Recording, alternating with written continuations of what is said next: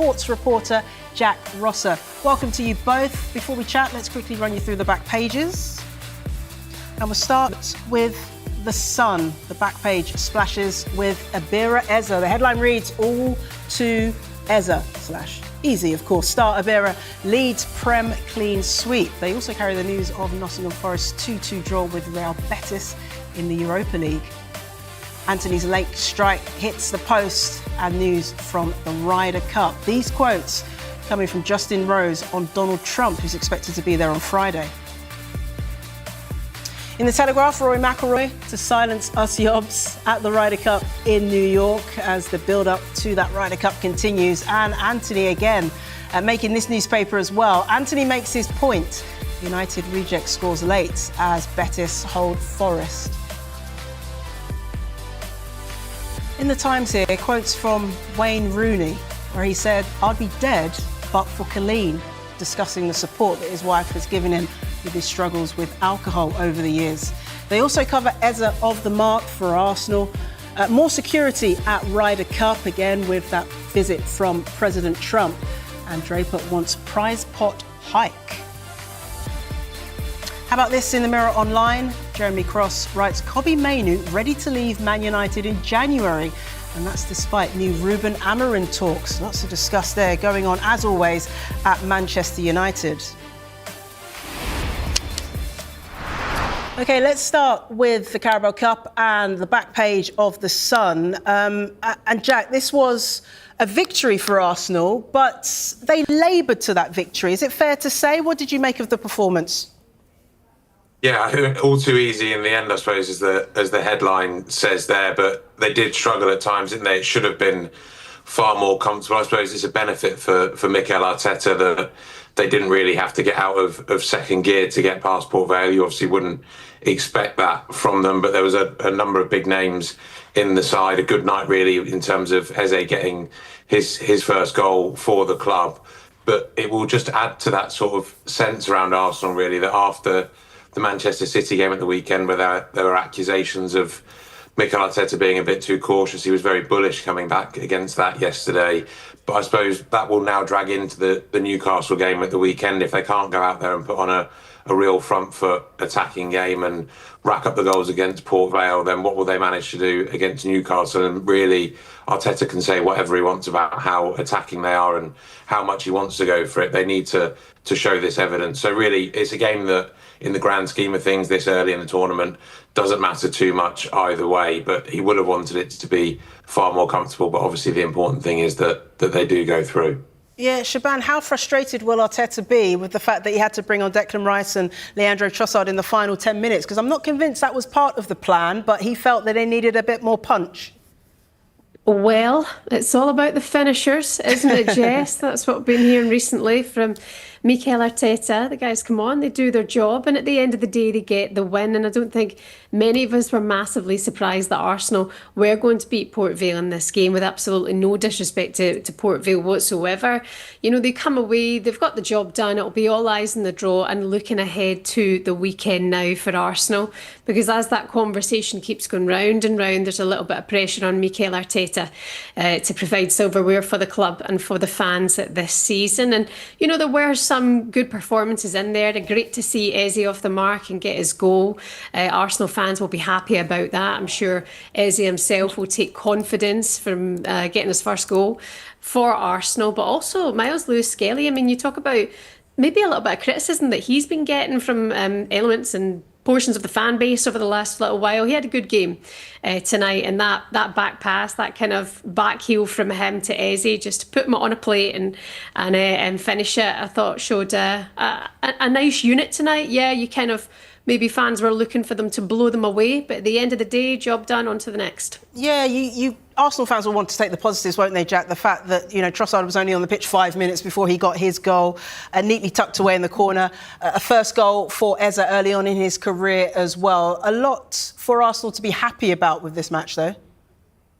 But there is, you know, those are the key points as well, getting some, you know, good minutes into players like Miles Lewis-Skelly in terms of maybe kicking on. And I think as well, while it wasn't, you know, blowing them away and all singing, all dancing, I was at Chelsea last night, and they were really under the pump against a League One team for quite a long time and looking really rather shaky. So you would much rather have it where it's a bit laboured, but it's still comfortable enough to get through and progress. And while Chelsea are still through, it showed a lot of sore points there and a lot of things that they need to work on. And Mikel Arteta certainly won't have been as upset as Enzo Maresca was with his players last night. Yeah, Bukayo Saka got some minutes on the pitch. A bit of an injury scare for him, Shaban, but, you know, we'll see how that pans out. But good to see him back as he continues his recovery.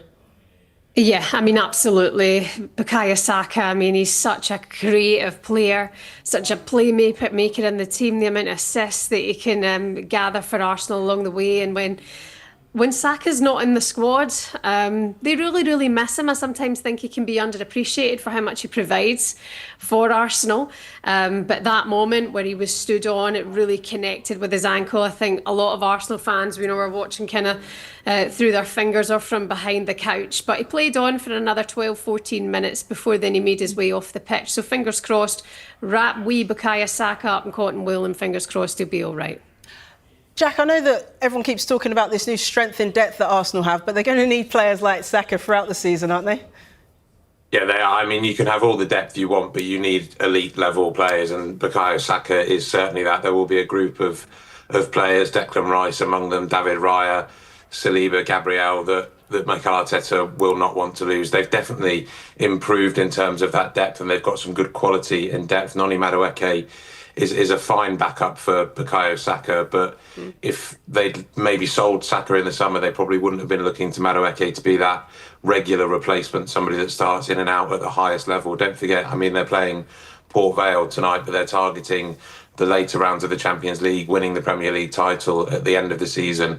And if they're to get there and beat the opposition, they will need to beat on a regular basis to reach those highs. They're going to need players like Bukayo Saka. We saw after he had a long time out last year, Odegaard was another one as well that had this similarly, that when those players came back, Arsenal's level shifted up by quite a percentage. So keeping Saka fit and firing all the way through is going to be really, really crucial if Arsenal are finally going to get over the line. And they march on into the fourth round, as do Manchester City, who ran out 2-0 winners against Huddersfield.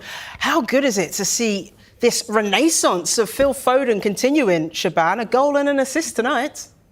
Yeah, it's been quite topical, hasn't it, for the return of the Premier League season from the new season again tonight, finding the back of the net and just playing the way that we knew that Phil Foden could play football. And, it happens, we hear from all the pros, the former pros who have played in the game for many, many years. Sometimes you're playing, you're absolutely out of your skin, and then something else could be happening and you're a wee bit off it. But he's certainly back to his best. We heard from Pep Guardiola last week talking about Phil Foden at the moment and his form and saying, we're so glad to see Phil back like this. He's a huge addition to the team when he's playing like this. He's been playing out of his skin. Savinho, again tonight, finding the back of the net. But Phil Foden, he's the man of the moment. Just when you think maybe we've seen him at his peak, he just looks unstoppable once again for Manchester City. So a good win for them tonight. What was the stat, Jess? I heard you say it earlier on. They've won it 6 times in the last 12 years or something, Manchester City. Yeah, thanks for listening. Yeah, always there for you. Huge part of that, Phil Foden. So, on to the next round for them. Brilliant. Yeah, man of the moment. And England fans will be rubbing their hands with glee because a Phil Foden in form is great news for England with a World Cup on the horizon. Newcastle, big winners against Bradford, 4-1. 2 goals from Joe Linton, 2 goals from Osula. They will play Spurs in the 4th round, Jack. What do you make of that matchup? I'd imagine everyone at Tottenham is delighted that they're going to be having to drag themselves up to Tyneside in the middle of October in a midweek when they've got Champions League football to be dealing with as well. I'm sure there was a lot of delight in the changing room at Tottenham after that draw came through on the telly. That will be a great game. It's obviously the highlight of the draw that's just come out. It's a good matchup. It's 2 teams that seem like they're ready to go for it, a bit more old school maybe in terms of the way they go at games, a bit more direct and up and down. So it should be an end-to-end game. A good result for Newcastle, of course. Joe Linton getting a couple of goals is a massively popular figure. But I think Eddie Howe's been talking about Osula and maybe how he had a difficult end to to the transfer window with everything that was going on at Newcastle and whether he might have been leaving the club and with Walter Marder and Johan Wissa coming in as well. But with that depth there, they've lost Isak and you're never going to replace him. If they can have Asula confident as an option to either compete with, to certainly compete with, and also provide cover for Walter Marder as he settles in, then it's a fantastic thing. So these are where these games are helpful for managers like Eddie Howe, and it would have been for Thomas Frank tonight as well. So an awkward trip for them, but they can learn a lot from these games as well. Yeah, speaking of Thomas Frank, they beat Spurs, and Thomas Frank beat Doncaster at 3-0. Shaban, I'm wondering what you think of Thomas Frank's start at Spurs. Do we feel like this Spurs team have a different identity than under Postecoglou now? Are we starting to see that? Yeah, I think we are starting to see that. I mean, he's such a good manager, Thomas Frank, and he's inherited a good side, a side that had also just won a trophy. So there's a confidence in this squad and in this team as well. But yeah, they're a different Spurs side to what we saw under Ange Postecoglou. And that is a great result for them tonight. Again, you would expect Spurs to beat Doncaster. But as Jack mentioned there earlier on, you come into these ties and they can be very, very tricky for top sides. The opposition can make it harder for them. But Doncaster tonight struggled against Spurs. It probably could have been more for them, but that is a good result. And I'm pretty sure Thomas Frank will be walking away happy with that. I'm sure he will be. On to Wolves they march on to next, playing bottom of the league, Wolves in their next game. Jack, I'm interested in this because all the Premier League teams won again tonight. The majority won yesterday as well. It just goes to show then, isn't it, how difficult it is for lower leagues to get ahead in this competition? Well, it is, especially with the seeding now after the changes to Europe. We've got UEFA and the Champions League, the Europa League, the Conference League expanding further and further into the calendar, putting more strain on it. And that's obviously led the Football League and the FA and the powers that be to look at this competition and say, well, we'll seed it and bring them in later as they have done for a long time and then keep them apart as well. And the things we love about these cup competitions are the upsets. And it just seems that these smaller clubs are now having more and more of a task to really get these upsets going if you're having to come up against the biggest side and almost give the bigger sides a pass through into the latter stages. We mentioned already, Shaban referenced the stat about Manchester City winning 6 of the last 12. They do take it seriously when it comes to it, and we've seen a lot of strong teams named. Chelsea the same against Lincoln, even though they struggled. It was a strong side that Enzo Maresca named. I think the squad in total was worth over £500 million. So that's the task that is facing up to a lot of these clubs. As more money comes into the Premier League, these squads get deeper and deeper, and it is a really hard thing for the lower league clubs to compete. So I suppose if we do get a couple of those fairy tale stories, they'll be even more special, but it is a bit sad that it's being further stacked against them. Yeah. Jack, Shaban, thank you for the moment. We're going to take a quick break. When we come back, we'll look at more of the sports stories in the morning's newspapers, including this in the Mail. Look who it is. United reject Anthony ruins Forest big Euro return. That's next.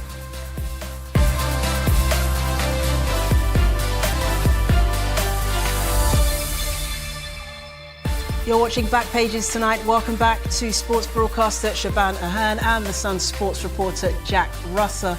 Let's get to the Mail. Sorry, Jack. Let's get to the Mail because we're going to be talking Forest now. Nottingham Forest, first foray into Europe in just under 30 years, and it's ended in a 2-2 draw at Real Betis. The Mail have gone with, look who it is. United reject Anthony ruins Forest's big Euro return. Rather than speak about the fact that Ange Postecoglou is still waiting for his first win, Jack, a lot of the back pages going with the fact that it's a former Manchester United player who's continuing to play better than he ever did for United when he got that equalising goal tonight. Yeah, Manchester United, any sort of connection to Manchester United will always get you the back page across any of the national newspapers. But I mean, it is quite remarkable that Anthony, they paid so much money for him and he managed to look like almost a pub footballer at Old Trafford and then goes away to Spain on loan last year, comes into the Manuel Pellegrini's Betis side and really excels there. Obviously, finally gets his move, looked incredibly emotional when when he finally went back to Seville and made that move permanent towards the end of the summer, talking about how he'd struggled through at Manchester United to get this done. And he started where he left off, really, an assist, a very good assist at the start of tonight to put them ahead. And then after an impressive bounce back from Forest, a goal late on to deliver and get a point early on for Manuel Pellegrini's team. I mean, it's Betis, they're a solid side, they're a good side, they're a team made up of a lot of Premier League outcasts. I remember seeing them in the Conference League final at the end of last season and going through, and there are so many familiar names there. I think Pablo Fornals is still going there as well, who used to play for West Ham. So they're a decent side. It will be disappointing for Ange that he's not got that win, but we did finally get to see some of the football that he's been promising to bring to Nottingham Forest, the reason he was brought in as well, or part of the reason he was brought in to replace Nuno so early in the season. We're starting to see that, and I'm sure it won't be too long before he can finally celebrate that first win. Yeah, back page of The Sun also covering this story. Anthony's late strike hits post, they say. And in the article, Shaban, by Catherine Walsh here, she makes the point that his side threw away a lead for the third game running. How much of Ange is beginning to rub off on this Nottingham Forest side? Are we seeing some differences? Are we seeing some improvements? To be fair, I think the players did have to take accountability, take account for their actions, their performance in their last game. Tonight, yeah, conceding when you've got a lead, it feels very Ange-like, it feels very Spurs-like. You hate to say that. So I think Nottingham Forest fans are well aware of Ange's ways and Ange's work. And that's going to have to change, otherwise I think this could follow him around. It's the monkey on his back. He kind of has to shake that tagline off. Either way, to go away and get a draw against Betis is not the end of the world. And, Anthony, again, another player. How many times do we sit here and talk about the former Manchester United players who have left the club and gone on to show that the players they can be? There's a growing list now, Shaban, isn't there? You think about McTominay, who's become a cult figure. Even Rashford's got his shooting boots on now. Absolutely. Look at Alanga. Look at the amount of players who have improved or just been able to kind of be free and be the players they can be since leaving Manchester United. Now, that just shows you how hard it is to be a great player for Manchester United. But fair play to Anthony. I mean, he had a tough old time. He didn't bring himself to Manchester United. No, it didn't happen. No, at times it was bad. He wasn't great himself. But to see him go and score again tonight, to get an assist and a goal, and see him playing happy. He did say it was a really, really hard time in his life, didn't he, being at Manchester United? He really struggled with it. So that's great. But we could have some fun tonight. I think we could start putting together a starting 11 of players who have left Manchester United and gone on to do better in their career. That's a great concept. I'm going to have a little think about that. Let's stay with the theme. Let's stay with the theme of Manchester United, a player that could join that first 11. Kobbie Mainoo in the back of the mirror here. Well, in the mirror online, I should say. Kobbie Mainoo ready to leave Man United in January, despite new Ruben Amorim talks. Jack, this is a player that has bags and bags of talent. Is a boyhood Manchester United fan, graduated from the academy, and now wants to leave. This is a sad, sad tale, isn't it, for a player that just doesn't feel like he belongs in this team? Well, yeah, he's definitely going to be the next cab off the rank in terms of those players that go and suddenly shine elsewhere, I think, isn't it? It's a really sad story that Ruben Amorim can't find a way to fit in somebody who is clearly a very talented, very promising player. We spoke about it earlier with Foden, sort of Shaban, saying, these players go up and down when they're young and have peaks and troughs. And that's probably what Kobbie Mainoo's had. He came in, he broke through really impressively. I think Paul Scholes was talking about him as being far ahead of himself in terms of at that age as a Manchester United player. And Paul Scholes doesn't hand out praise too readily. I think he's been criticising Marcus Rashford again this week, and he's often somebody to speak his mind. So he's not going to, pour praise on a player for no reason. He came into the England side, looked incredibly impressive when he was brought in at an early stage into the England setup, the senior England setup as well, that is. And the fact that Ruben Amorim can't look at him and play him in a position or find a system that puts Kobbie Mainoo in a position where he can get back to his best and really impact Manchester United is a crying shame. They're a club that is founded on the success of their academy, and I think you wind back 18 months ago, and there were pictures of him and Alejandro Garnacho sat celebrating together with massive grins on their faces, looking like the future of Manchester United. Garnacho, for whatever reason, some of it perhaps on him, others on the successive managers, have fallen out of favour and left for Chelsea, partially in a PSR deal as well, because United have been struggling on that. And it's sad that now they're probably within the club starting to see Kobbie Mainoo as someone that could also go for pure profit and not stay and really drive the club forward. Whoever signs him is going to get a player with incredible prospects. It's not a surprise that he's ended up in this situation and wants to move on, because I think he accepted fairly late on in the summer that that was going to be the only way for him and just couldn't find a move. So when it happens, it will be a sad day, but not a surprising one. Yeah. Yeah. Shaban, I just want to move on to the back of the Times now, where Wayne Rooney has been speaking very openly about his mental health struggles and says, "I'd be dead but for Colleen," and talks about the fact that his wife has helped him through some serious struggles with alcohol over the years. It's interesting, this, isn't it? Because I think we're seeing a different side to Wayne Rooney, someone that's grown up in the spotlight, has spoken candidly about his struggles, and now he's talking about something really personal here. Yeah, I mean, so often now we hear of retired footballers who have struggled, since coming out of the game, and have had different issues and tried to find a normal life after football. And it's really, really difficult. And Wayne Rooney, he's such a legend. He was such an incredible football player. And then when it all stops, and as they say, when the lights go out, how do they cope? And Wayne Rooney is plastered front page, middle page, back page, whenever he moved, whatever he did. And his private life was made very, very public from the age of 15. When you think about that in this day and age, it's crazy how much attention that him and Colleen got. And I actually think, but a little bit aside from the sport, how they've stuck together, through everything, and everything that you think or everything that we have seen or we've been led to believe. Seemed like a strong couple. And I saw them about a year ago at the Legends of Football event, where he was being honoured that night. And they were there as a team. Their children were with them. A couple of their kids were there. And you think, fair play to them, and he's obviously had his struggles and he's worked through that. And that conversation, this podcast he's done with Rio Ferdinand, it's a very insightful one, and it makes you think of them a little bit differently. They're human beings at the end of the day, but it's good that they've stuck together, and she's the reason that he's still going today.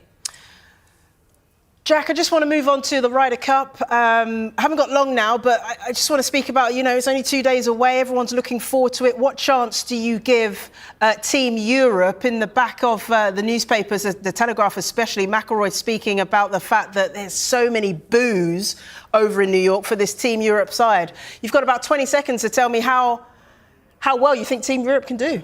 Go on, Jack. I think they can do very well. I mean, they'll be ready for this atmosphere. They'll be braced for it. They've had these weird VR headsets. They'll absolutely be up for it. And Luke Donald has already sort of fired the starting gun on it by having a couple of jibes against the money that the American players are going to be raking in. That's another thing that will pull this European team together, get them fired up, and they know they can make a real bit of history and upset the recent record, certainly, of the Ryder Cup and going in the win. That's your 20 seconds done. Thank you very much. Sorry, time is against us. Coming up next on Sky Sports News.